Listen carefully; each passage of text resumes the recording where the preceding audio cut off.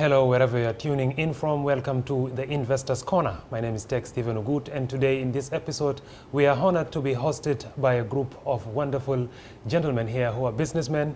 I'll start from the far right, which is Chol Ajak, MD Managing Director for South Eagle, and also Anjelomalek, the CEO of South Eagle, and of course, Faraja Masawe of Southern Imperial, and Hans, if I may pronounce your name right, Haversroot of also Southern Imperial, and also Dr. Maliet, of course, who is an investment consultant for the program.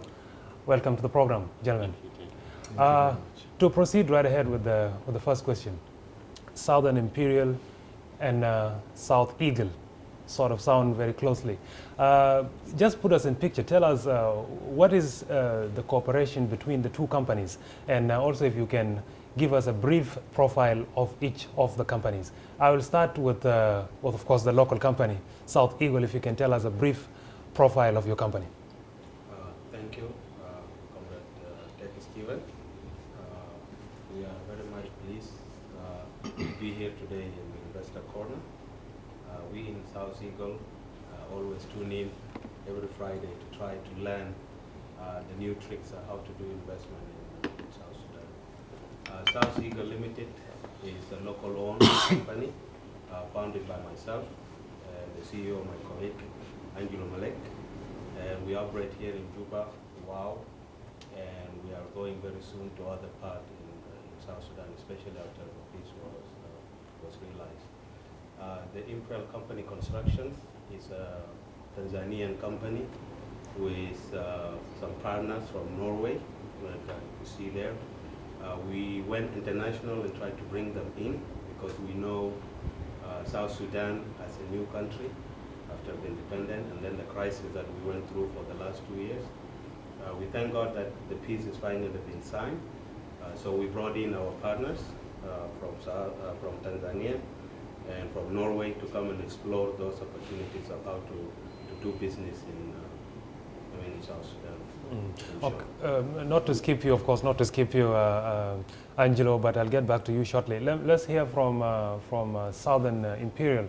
I'm sure it's your first time in South Sudan, but before we go into that, tell us a brief insight about the profile of your company. Yes, thank you, Tech Stephen. Thank you, Joel.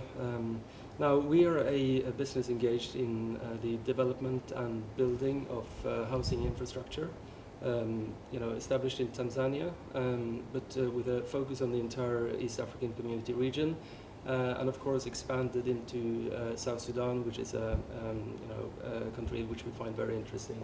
So this has been actually our first mission to South Sudan, and I think it's given us a lot of work here. We'll be needing to come quite often to follow up on those initiatives that have been landed on this short trip. Okay, Angelo, back to you. What is the level of cooperation between South Eagle and Southern Imperial? Is there a partnership in place, or exactly how did you guys come together? Thank you, Brother Ted, and the SSTV for this opportunity. To answer your question, I just wanted to build on what my brother Joel has mentioned. Yes, we are a local company, but again, we are with international background. Joel and I, we've been outside the country, and we have learned how to do things in the right way. That's basically what we have seen, and with our situation in our country, for what we have been through. And thank God that the peace has been signed, and now it is our duty as a citizen of this country to work hands by hand with the government to bring the development.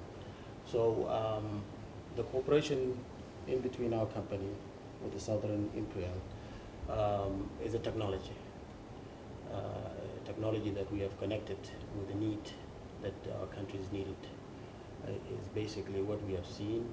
And that's what joins our hands to become partners in the development. So yes, we have been together in connection, and this is the fruit of that connection that we have in between us, where we brought them we invited them to come to our country and meet with our officials. Yes.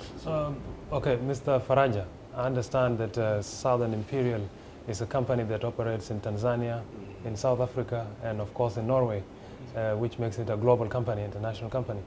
Why did Southern Imperial choose South Sudan for business? Thank you very much, Stephen.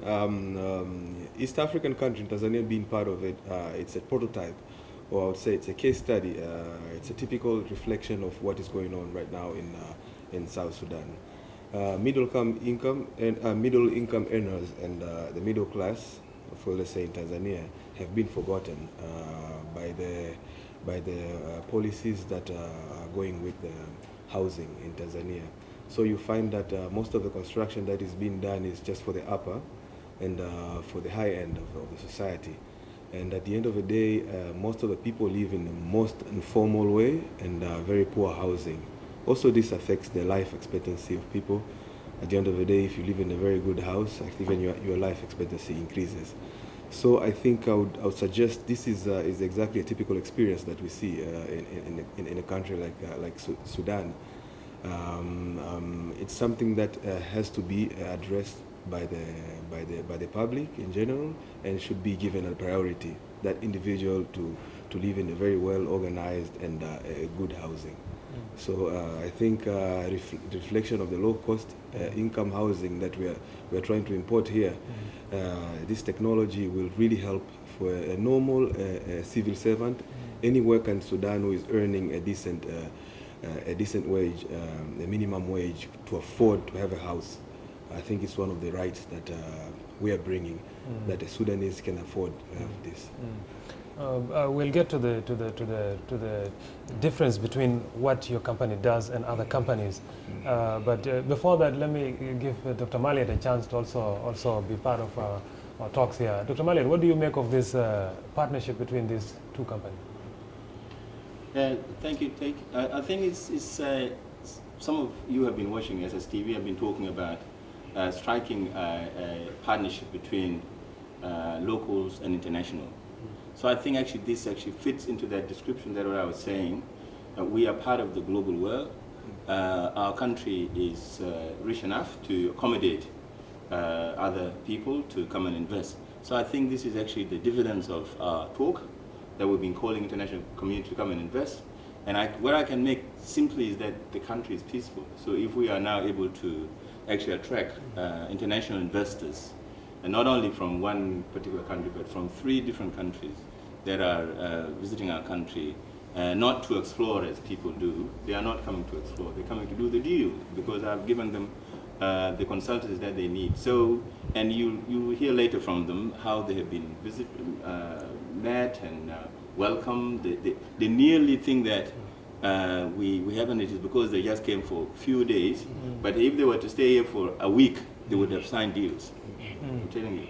Okay, Mr. Hans, tell us about the work of your company. Now, why would South Sudan trust your company other than any other company? Yeah.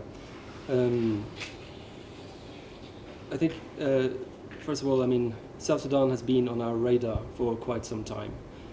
We've been waiting for the peace initiative that came in August. I'd like to also congratulate you and the nation and the people of South Sudan on that. I think it's going to be an enabler for the international business community and, of course, the business community in South Sudan to advance